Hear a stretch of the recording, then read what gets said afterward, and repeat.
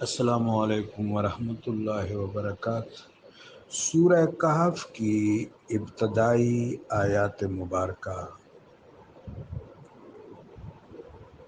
کو غور سے دیکھا جائے، پھر جہاں سے سیدنا خضر علیہ السلام کا واقعہ شروع ہوتا ہے۔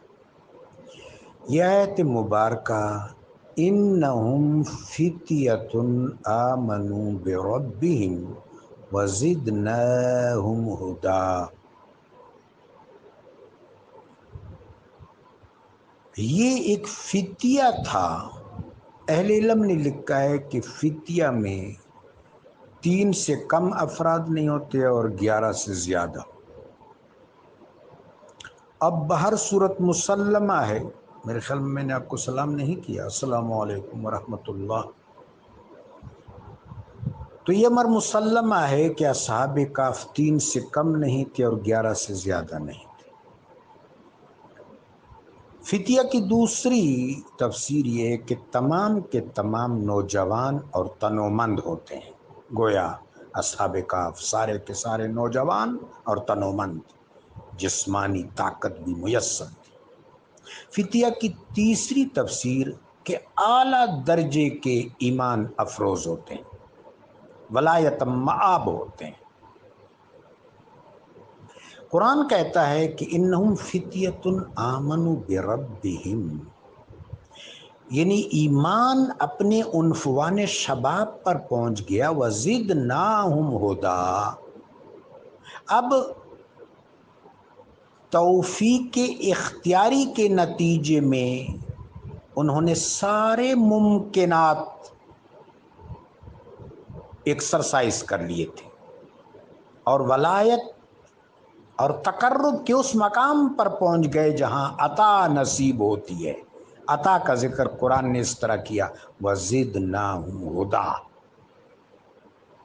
کہ ہم نے پھر ان کے لیے ہدایت میں بہت زیادہ برکت اور کثرت عطا فرما دی، زیادہ کر دیا ان کی ہدایت کو۔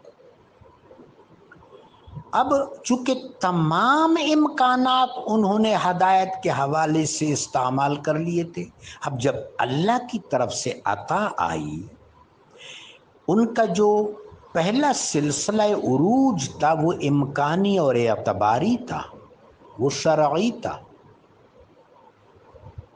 اس میں مجاہدہ ہے، اس میں مراقبہ ہے، اس میں مشاہدہ ہے، اس میں حال ہے، مقام ہے، تمکین ہے، سب کچھ۔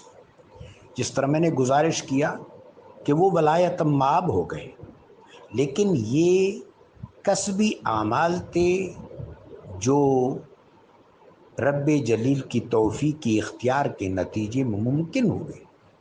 لیکن جو عطا ہے، عطا ہمیشہ شایع نشان طور پر آتی ہے۔ تو اب جب عطا آ گئی تو انہوں نے امکانات کو تسخیر کر لیا۔ اب ہم نے دیکھا کہ عطا کے نتیجے میں وہ بغیر کھائے پیے 309 سال غار میں رہے۔ غار زیادہ دور نہیں، آبادی سے اگر کوئی فجر کے نماز کے بعد چلے تو ظہر سے پہلے وہاں پہنچ جائے۔ وہاں تک تو چرواہے اپنے ریوڑ لے کے جاتے تھے، لیکن کسی کو جرت نہیں تھی کہ غار کی طرف جائے۔ اس غار کو دیکھ کر ایسی رہبت، ایسا خوف، ایسا تن تنا طاری ہوتا تھا۔ جب 309 سال بعد آئے تو پھر آبادی پر غالب آ گئے۔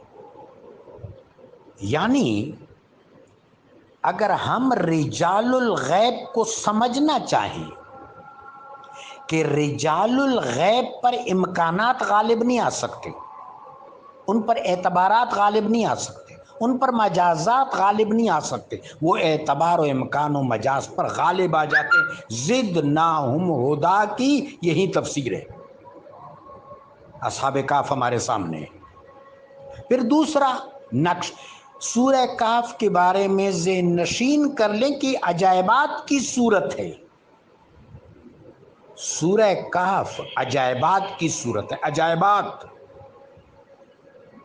اور جو اصحاب عجائبات ہیں ان کی کرامات کیا ہوتی ہیں، ان کی تسخیرات کیا ہوتی ہیں۔ اصحاب کہف رجال الغیب ہیں، رجال الغیب ملائکہ میں سے بھی ہوتے ہیں، ارواح متمثلہ میں سے بھی ہوتے ہیں، جنات میں سے بھی، صالح جنات میں سے بھی ہوتے ہیں، لیکن زیادہ تر ذریت آدم علیہ الصلاۃ والسلام میں سے ہوتے ہیں۔ میرے آقا علیہ الصلاۃ والسلام، میرے آقا علیہ الصلاۃ والسلام سید الامم ہیں،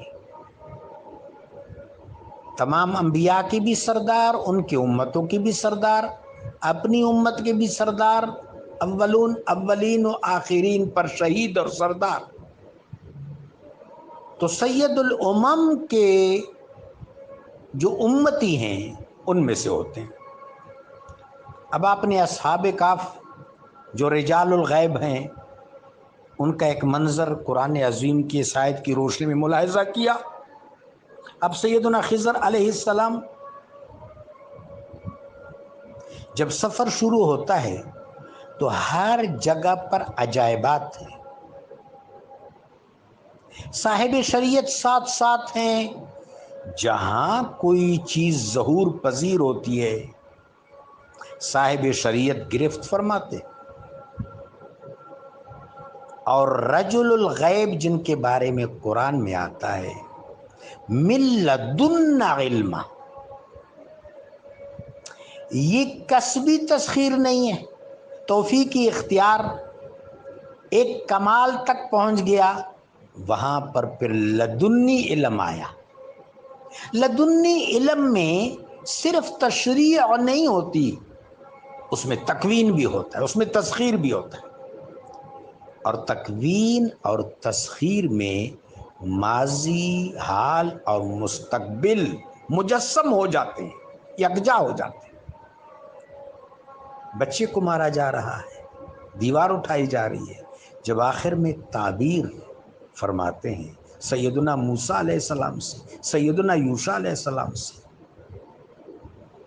اور پھر اجازت چاہتے ہیں، ھذا فراق بینی و بینک۔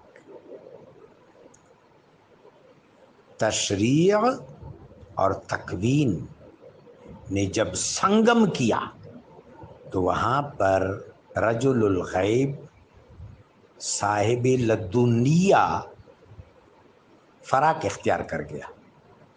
حضرت اقبال نے اس نکتہ کو سمجھانے کی کوشش کی ہے، صحبت روشن دلاں یک دم دو دم، دو دم سرمایہ بود و عدم۔ جزاکم اللہ۔